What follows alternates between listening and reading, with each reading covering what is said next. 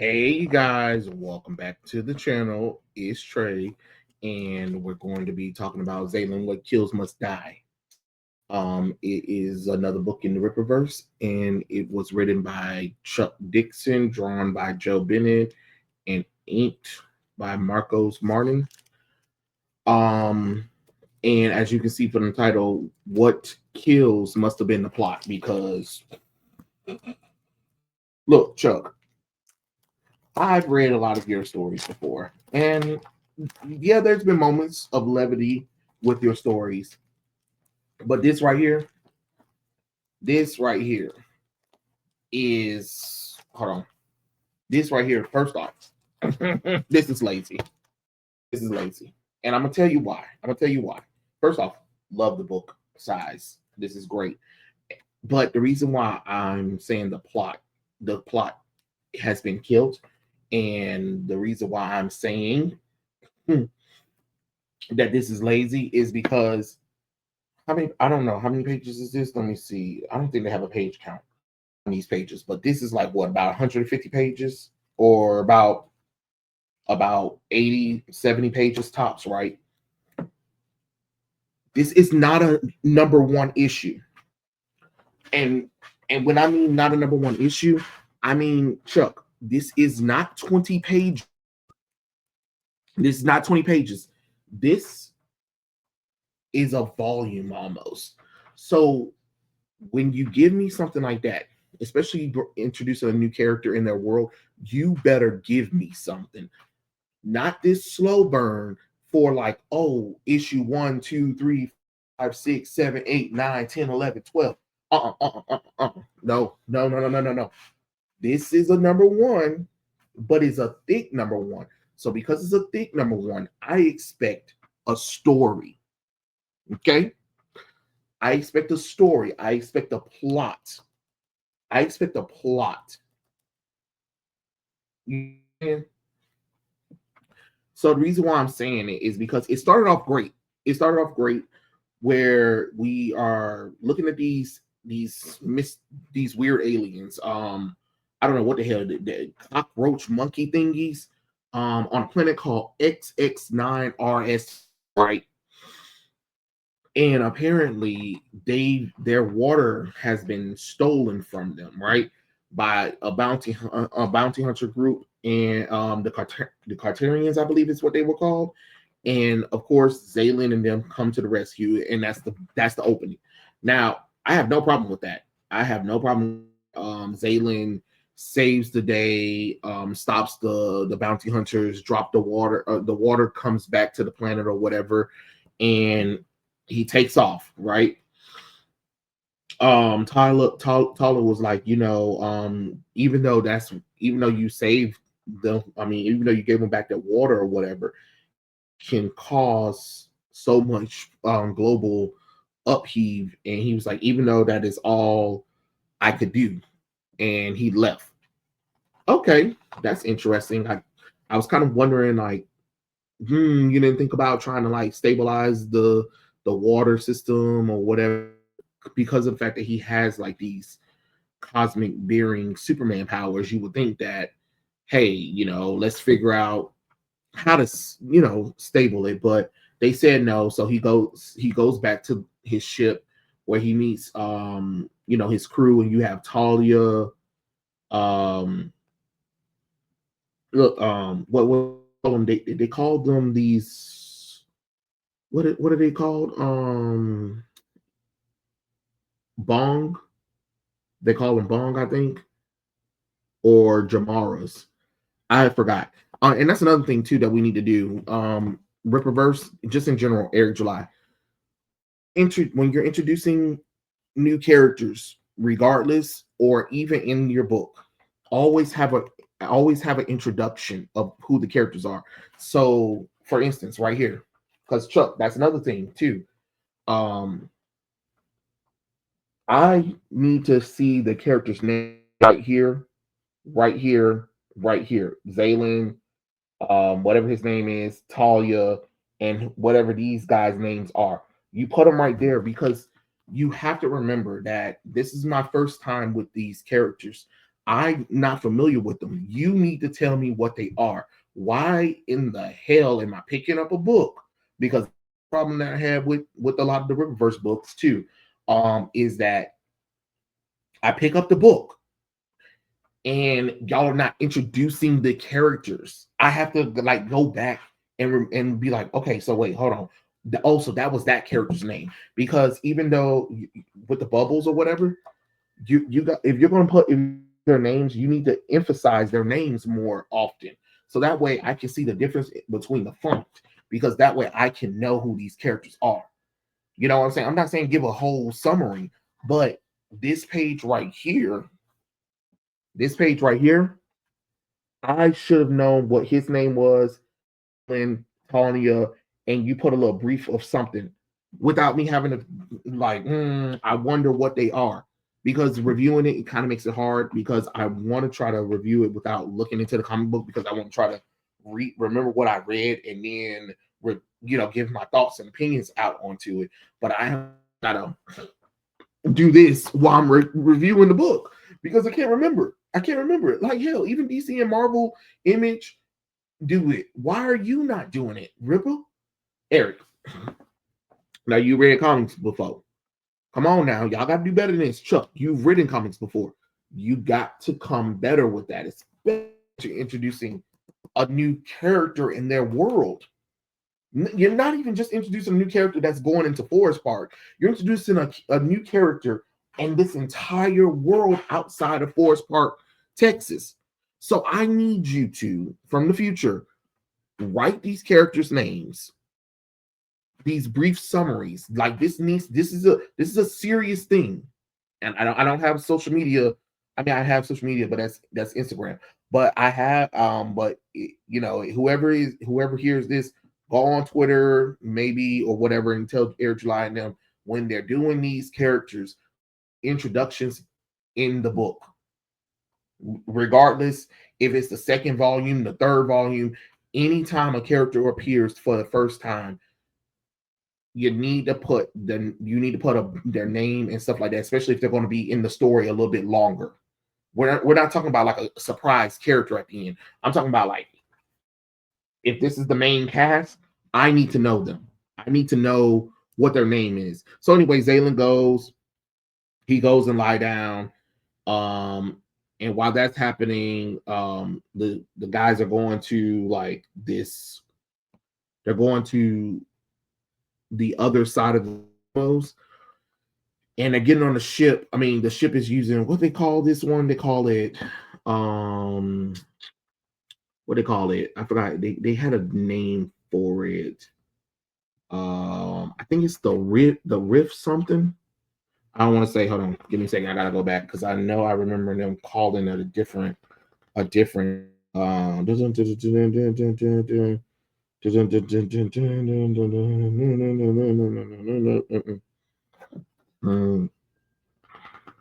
don't see. I thought it was called something else. It's some kind of warp thing. And oh, okay. So his name is let's see. No, not his name. I am so sorry for messing that part up, but I don't care. Y'all already know how I feel about all that kind of stuff. I think they're going into the flux generator. They're going through the void, so they're void hyperspeed or something like that. So while that's happening, Zalen is like in some kind of like sleep memory chamber, where he's thinking about his planet or whatever. And while that's happening, they're getting calls from the Event Horizon, where they need some help. And Tanya is just like, we might need to go and help them. And he said, well, we'll try our best as quick, get there as quick as possible. But we don't even know if we come out, are we going to be in the past, the present, or the future, or whatever, which is kind of crazy. Like, wait, hold on, you got a ship that can travel milliseconds, and it can either travel to the past or future by accident. It's an interesting theory, honestly, because of the flux that's involved. because of the quantum velocity that's happening. So Zalen goes out because the ship's getting interfered, and he slows the descent of the ships out of the void flux, and he kind of like see what's going on, and he was like, I don't know where we are, and they're trying to figure out, is everybody all right? And he's like, yeah. And then like these little demon space manatees comes out of nowhere and starts attacking the and Zalen starts fighting them off or whatever. And apparently those were just the babies, while this massive galactic version of the little demon space manatees swallow up Zalen, and inside of it reminds him of his memories of like how he was created, and how he only was in this facility while he was trained up the whole time to become this war. Like, he's thinking that he was born, but he was actually created it. And the creature is telling him like, this is your memories, this is what you've forgotten about, and you need a sense of something, but you need to know who you are at first. And and then the little creature was like, go Zalen, we trouble you no more. So after that, Zalen goes into this part of his ship that contains like this giant frog whale thing. And they kind of talk about being the last of their kind. And once again, you need names on these characters. I'm tired of like I have to read the characters in order. Zolos is his name. So look, this is Zolos. This giant frog whale thing that he seeks an audience with him, because he's like this meditation character, and they can kind of talk about being the only people of their race left. And he has concerns about like whatever's going on, and he was like, maybe I might find answers, because that little alien demon manatee, it gave me a clue to where my home is at, and we're going to visit my home world. You think it has seas? And he was like, yes, my friend, it has seas that you can swim through. And while that's going on, Talia and the fixing up the ship, and Zalen is preparing to suit up to go to his home world. But it took 100 days and 5 passes to get there to the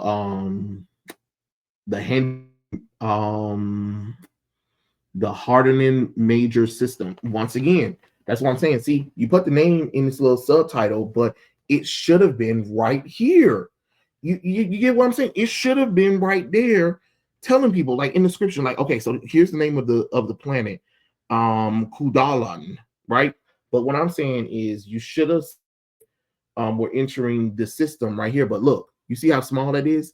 This needs to be important. That needs to be an important word. So you need to emphasize it, so that way people can know what you're talking about. That's just my personal opinion. I don't know. I've been reading a little bit of comic book. I've been reading comic books for a long time, so I know what words you need to emphasize on in the comic book. You know what I'm saying?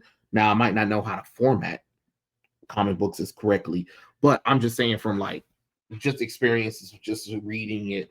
This is what I'm saying. So Zalen and them finally get to the planet, and all he sees is raiders raiding his planet.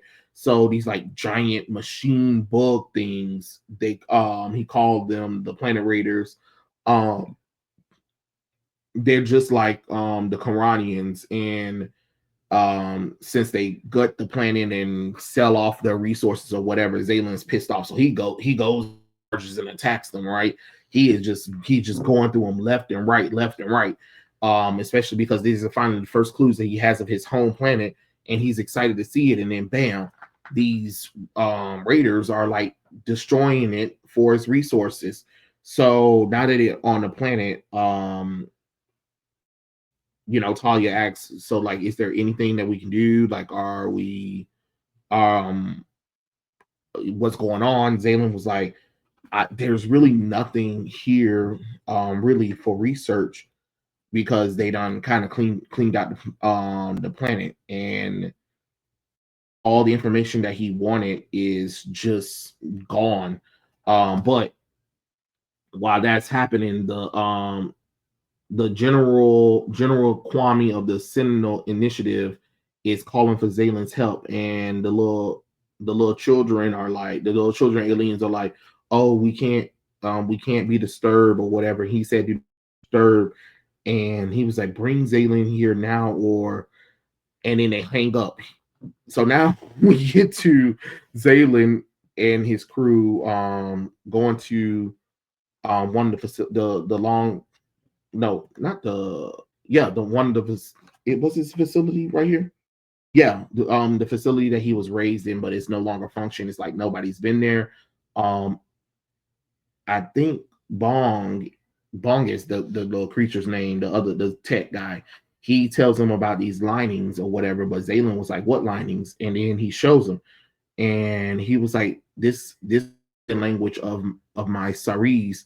What is the age of these carvings? And Bong tells him it's 100 years, and he's like, but we didn't see it when we landed. So then he goes and investigate.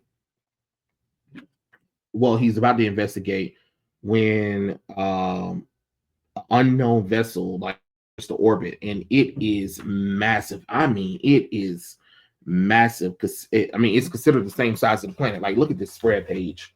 What the hell is this? Jesus Christ, somebody has an imagination, right? Oh, Lord have mercy.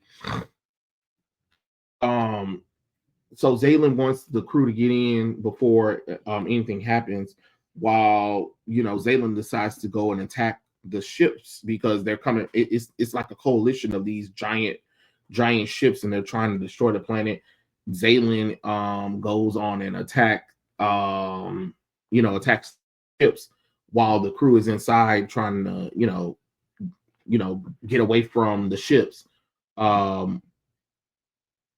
And he was like, the story of my past, the key to my future, the secret of who I am, and the reason for my creation. They stole it all. A testament of the eon of civilization, all run mere gone to the fuel and continuation of the bleak feudal existence.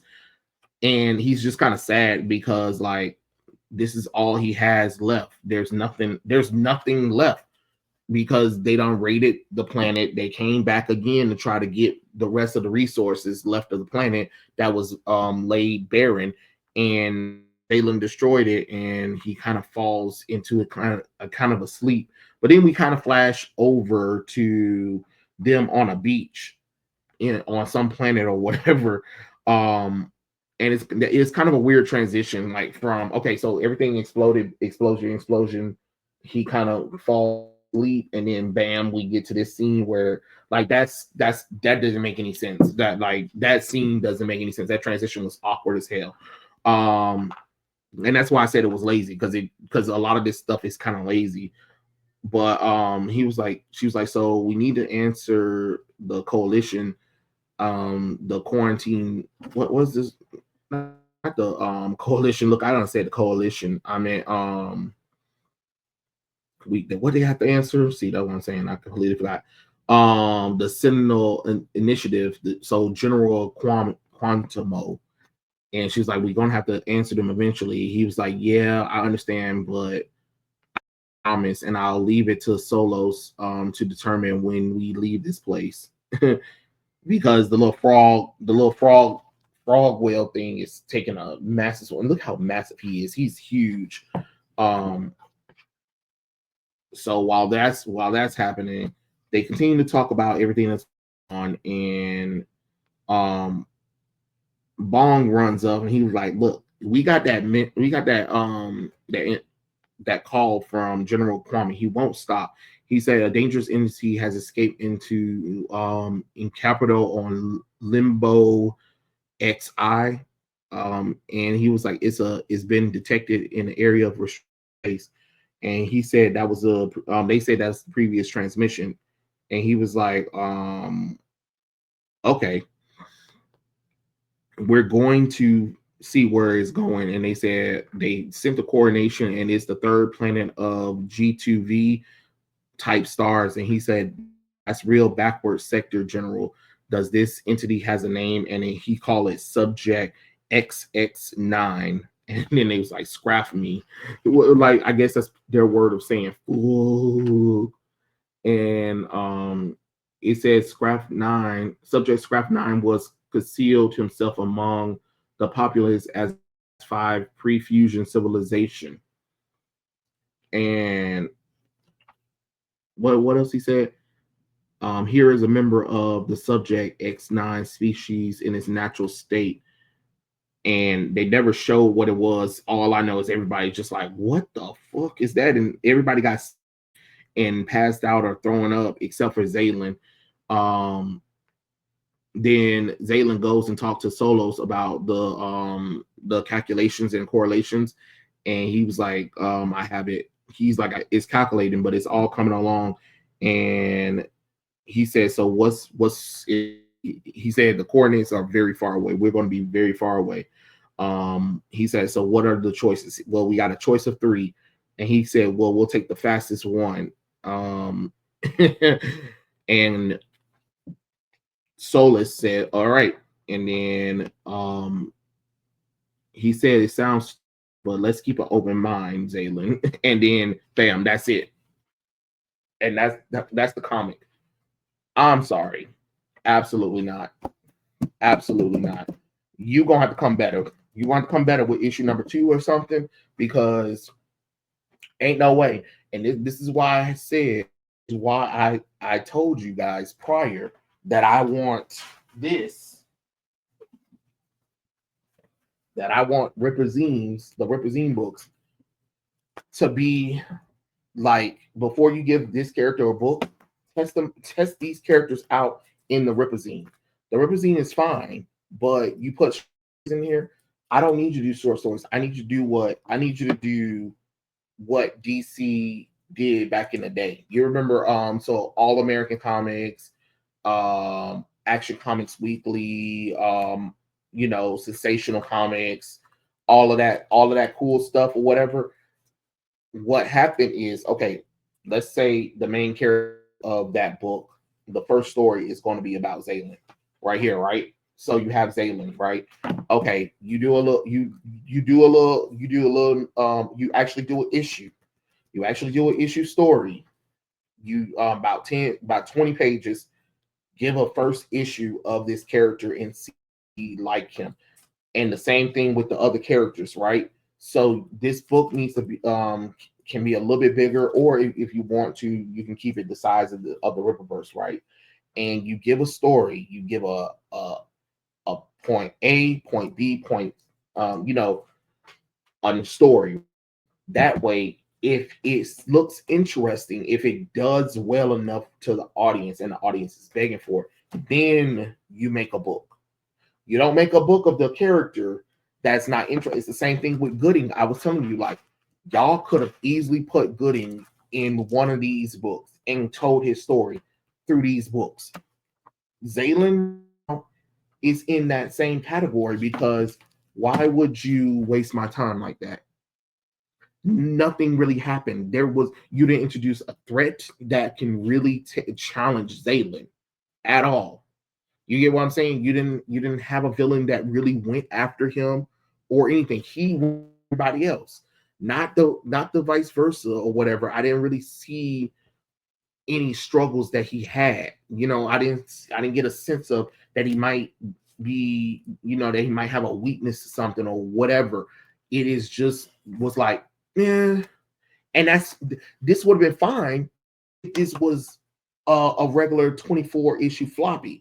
But since you had all of this, you had time to at least tell a whole story in this. Chuck, I'm disappointed. I'm disappointed because this is weak. This is definitely weak. I'm just gonna be honest, y'all. You know, because I know some people might think, you know, Eric's wrong. No, they can definitely do wrong. They did wrong with Zalen. They did wrong with Gooding. And honestly, I'm about to do another video on one of them too. And you'll find out that you'll find out that third option soon. But those are my thoughts. Tell me what you guys think. Guys, read Zalen. Are you guys interested in Zalen? Let me know in the comment section below, and I'll catch you guys later. Peace out.